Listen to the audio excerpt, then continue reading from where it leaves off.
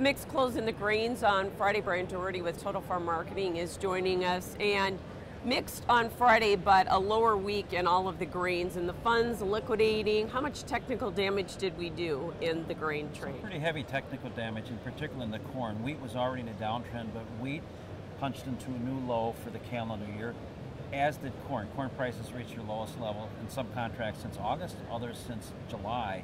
So some pretty heavy technical damage. Got close to filling a gap on the July corn contract that was left in June. So it's a marketplace that really saw a lot of liquidation, particularly the fund money was moving out of longs. The dollar has been higher all through February. It's a pretty tough road right now if you're not looking at the technicals and wanting the market to be bullish. You just don't have enough dots to connect, and it's been a slippery slope, and it's slipped off the downside right now. A lot of it was tied to money flow. A lot of it was tied to concerns about what Fed Chairman Powell said about interest rates going ahead.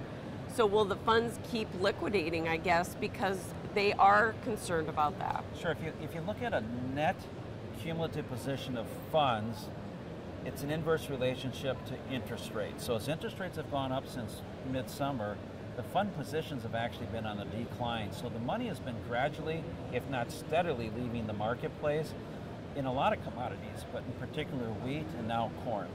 Fundamentally, are we justified to be this low right now?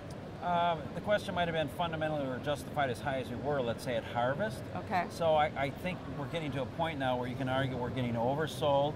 It's become a value to the end user. If you look at like the carryout soybeans, paper thin, not a lot of room to air in South America or the U.S. We need big corn acres to fill demand. You'll have more demand here. At the outlook for them, we saw the USDA already penciling in more export expectations. So we're getting to fair price levels for the end user. And if I'm an end user, I'm getting ready to step up in a bigger way, because this is what I've been waiting for 8 months. And we've got all the uncertainty of South America, the U.S., Northern Hemisphere, all the production uncertainty. Well, let's hope the pullback starts to stimulate some demand and maybe gives us a little bit of a recovery rally. Thanks so much for joining us. Bryan Doherty with Total Farm Marketing. Will have more Ag Day coming up.